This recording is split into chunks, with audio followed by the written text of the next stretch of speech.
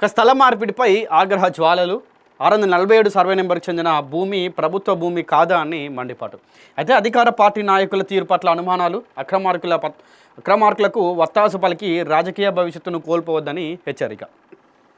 647 survey నెంబర్కి చెందిన భూమిలో హాస్టల్ నిర్మాణం చేపట్టాలి, అభివృద్ధికి ఆటంకం కలిగిస్తే సహించబోమంటూ స్థానికుల ఆగ్రహం. కలెక్టర్ దృష్టి హాస్టల్ నిర్మాణానికి కృషి చేయాలని విజ్ఞప్తి. సో ఇక జవహర్ నగర్లోని ఉన్నటువంటి గ్రేటర్ జిహెచ్ఎంసీ జవహర్ నగర్ శిశు సంక్షేమ ఆధ్వర్యంలో నిర్వహించే హాస్టల్ నిర్మాణం దినదినం వివాదాస్పదంగా మారుతుంది. అయితే హాస్టల్ నిర్మాణం కోసం 647 సర్వే నెంబర్ చెందినటువంటి ప్రభుత్వ భూమిని దానికి భూమి కేటాయించింది. అయితే ప్రభుత్వ సెలవు దినము ఆదివారం అయినప్పటికీ శ్రామిక మహిళా వసతి గృహం నిర్మాణం చేపట్టడమే ఏకైక లక్ష్యంగా అధికారులు స్వయంగా ఆదివారం ముగ్గు పోసి హాస్టల్ నిర్మాణం పనులకు శ్రీకారం చుట్టిన అధికారులు నేటి వరకు పనులు చేపట్టకుండా స్థల మార్పిడి కోసం అధికారులు తహతహలాడుతున్న తీరు స్థానికుల్లో దుమారం రేపుతుంది. అయితే 647 సర్వే నెంబర్కు చెందిన స్థలం ప్రభుత్వ స్థలం కాదా? ఈ స్థలం ప్రభుత్వ స్థలం కాకుండా ప్రైవేట్ స్థలం అయినచో ఈ స్థలంలో అధికారికంగా శ్రామిక మహిళా వసతి గృహం నిర్మాణం కోసం ఆదివారం స్వయంగా అధికారులు ముగ్గుపోసి ఈ స్థలం యజమానులను భయభ్రాంతులకు గురిచేసి అధికారులు విధి నిర్వహణలో అధికార దుర్వినియోగానికి పాల్పడ్డారా? ఇంకా అట్లనే అధికారులు ఎలాంటి అధికార దుర్వినియోగం తావివ్వకుండా బాధితయుతంగా విధులు నిర్వహించి 647 సర్వే నెంబర్లో ఉన్నటువంటి ఈ చెందిన స్థలం పక్కా ప్రభుత్వ స్థలమే అని నిర్ధారించి హాస్టల్ నిర్మాణం కోసం ముగ్గు పోసి నిర్మాణానికి శ్రీకారం చుట్టిన యోడల హాస్టల్ నిర్మాణం విషయంలో జాప్యం ఎందుకు వహిస్తున్నారు? ఇక లేక ప్రధాన రహదారికి పక్కన ఉన్న ఈ స్థలం సుమారు 12 కోట్ల నుండి 15 కోట్ల విలువ చేసే విలువైన స్థలం కావడంతో ప్రభుత్వ భూములను కబ్జా చేసి అమాయక ప్రజల ప్లాట్లుగా విక్రయిస్తూ కోట్లు దండుకోవడమే ఏకైక లక్ష్యంగా ఈ సర్వే నెంబరు ఏదైతే 647 సర్వే నెంబర్కు చెందినటువంటి ఈ స్థలాన్ని కబ్జా చేసేందుకు చాపను పట్టేందుకు ఎర్రను దానగా వేసే చందంగా అక్రమార్కులు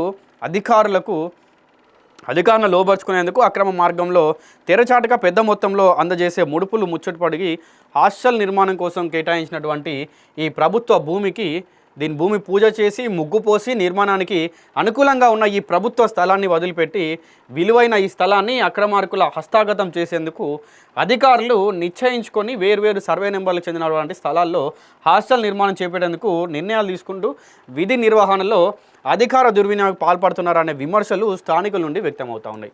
సో ఏదైతే గ్రేటర్ హైదరాబాద్ మున్సిపల్ కార్పొరేషన్లో జవహర్ నగర్లో జరుగుతున్నటువంటి హాస్టల్ ప్లేస్ యొక్క ఇదన్నమాట.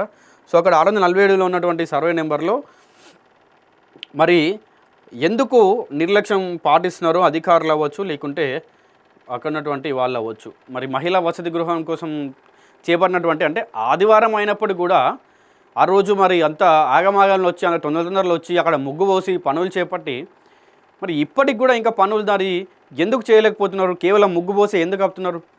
అది ప్రభుత్వ భూమి కాదా? ఒకవేళ ప్రభుత్వ భూమి అయినప్పటికీ నిజంగానే దీన్ని ప్లాట్లలాగా మార్చి అమాయకులకు అమ్మాలని చూస్తున్నారా? ఇదంతా కూడా తెలియాల్సి ఉంది. అయితే పైరవీల కోసం అధికార పార్టీ నాయకులకు ₹1 లంచం అనే వినికిడి నిజమేనా అనేది తెలియాల్సి ఉంది మనకిప్పుడు. అంటే అత్యంత సులువుగా ఏదైతే 647 సర్వే నెంబర్ చెందినటువంటి ప్రభుత్వ భూమిని తమ కైవసం చేసుకున్నామని ఈ భూమి ఆక్రమణకు పాల్పడిన అక్రమార్కుల కళ్ళలు కళ్ళయ్యాయని శ్రామిక మహిళా వసతి గృహ నిర్మాణం కోసం అక్రమార్కుల ఆక్రమణలో ఉన్న 647 సర్వే నెంబర్కి చెందిన భూమిలో అధికారులు ముగ్గుపోసి పనులు ప్రారంభించడంతో ఎంతో విలువైన భూమి చేయి జారిపోతుందని భయాందోళనకు గురైన అక్రమార్కులు ఎలాగైనా ఈ ప్రభుత్వ భూమిని హస్తగతం చేసుకోవాలంటే అధికార పార్టీ నాయకుల పైరవి ఎంతో అవసరమని భావించి హాస్టల్ నిర్మాణాన్ని మరో చేతికి బదిలీ చేయించేందుకు పదవి కోసం ఇంకా అధికార పార్టీ నాయకులకు ₹1 ఇచ్చేందుకు తెరచాటుగా ఒప్పందం చేసుకొని 55 లక్షల రూపాయలు ముందుగా అందజేసి ఈ ప్రభుత్వ భూమి అక్రమాలకు హస్తగతం అయ్యాక మిగతా 45 లక్షలు ఇచ్చేందుకు ఒప్పందం చేసుకోవడం జరిగిందని, ఈ ఒప్పందం కారణంగానే 647 సర్వే నెంబర్ చెందిన ప్రభుత్వ భూమిలో నిర్మించే శ్రామిక మహిళా వసతి గృహ నిర్మాణాన్ని 646 అంటే 647కి పక్కనే ఉన్నటువంటి 646 సర్వే నెంబర్కు గల స్థలంలో చేపట్టేందుకు అధికార పార్టీ రాష్ట్ర స్థాయి నాయకుల ఒత్తిళ్లకు లోనై అధికారులు స్థలం మార్పిడి కోసం తహతహలాడుతున్నారని స్థానికులు పుకార్లు షికారు చేస్తున్నాయి. సో ఇక్కడ ఒకటే ముచ్చట మనకు క్లారిటీగా అర్థమవుతుంది ఏంటంటే అధికార పార్టీ ఏదైతే ఇప్పుడు తెలంగాణ రాష్ట్రంలో ఉన్నటువంటి కాంగ్రెస్ పార్టీ ఏదైతే ఉందో, సో ఒకవేళ కనుక ఇప్పుడు 647లో ఉన్నటువంటి ఆ సర్వే నెంబర్లో శ్రామిక మహిళా వసతి గృహం ఒకవేళ నిర్మాణించినట్టయితే కోట్లు విలువ చేసే భూమి ఎటు కాకుండా పోతుందనేటువంటి ఒక ఆలోచనతోటి సో వాళ్ళు ఏం చేసిర్రంటే 646 అంటే దీని పక్కనే ఉన్నటువంటి 646 సర్వే నెంబర్కి ఏదైతే నిర్మాణం ఉందో దాన్ని కంప్లీట్గా కూడా మార్చాలని చూస్తూ ఉన్నారు.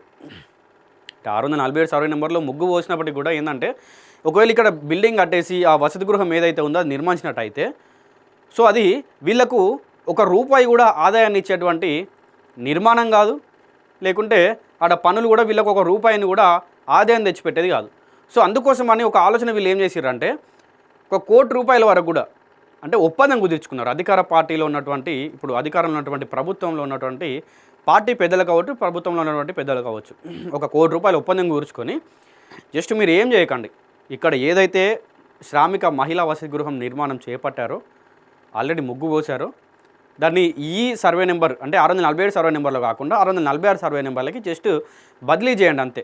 అంటే ఇక్కడి నుంచి వెళ్ళి ఆ సర్వే నెంబర్లో కడుతున్నామని చెప్పండి. దానివల్ల మీకేం నష్టపోదు.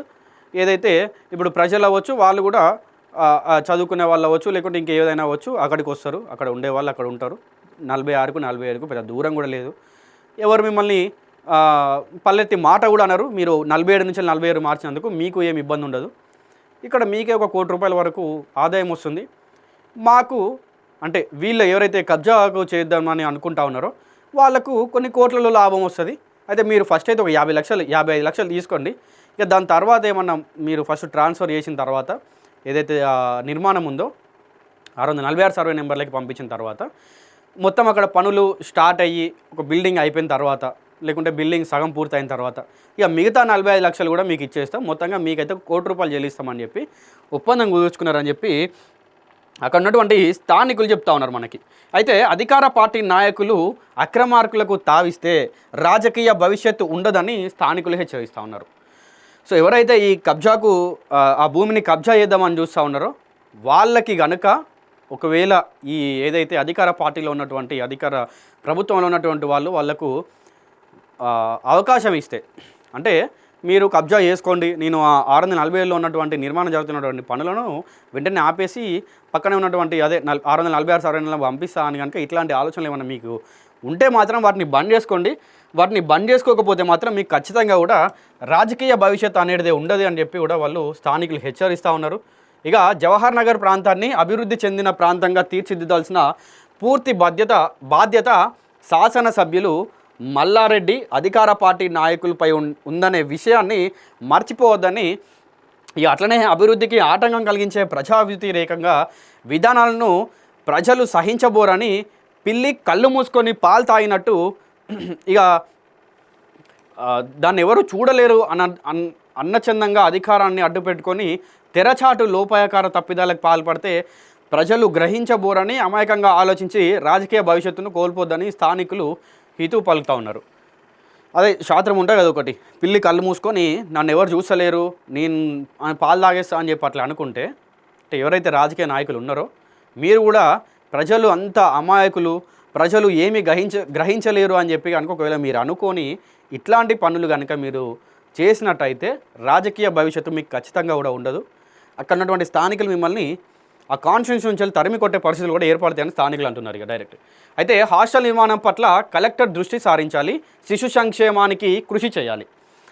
రాష్ట్ర ప్రభుత్వం మహిళల అభ్యున్నతి కోసం ప్రతిష్టాత్మకంగా ఆచితూచి అడుగులు వేస్తున్న ఈ తరుణంలో శిశు సంక్షేమం ఆధ్వర్యంలో శ్రామిక మహిళా వసతి గృహ నిర్మాణం కోసం కేటాయించిన ప్రభుత్వ స్థలాన్ని దర్జాగా కబ్జా చేస్తూ ప్రభుత్వ భూముల ఆక్రమణలకు పాల్పడుతున్న అక్రమార్కులపై చట్టపరమైన చర్యలు తీసుకోవాలని అధికారులు దోబూచులాట ప్రదర్శిస్తారని స్థానికులు మండిపడుతున్నారు. అయితే అధికారికంగా హాస్టల్ భవన నిర్మాణం కోసం ముగ్గు పోసి పనులు ప్రారంభించిన స్థలాన్ని మార్పిడి చేసే మరో చోట హాస్టల్ నిర్మాణాన్ని చేపడతామని రెవెన్యూ యంత్రాంగం ప్రదర్శించిన తీరు ప్రజా ఆగ్రహానికి గురిచేస్తుంది.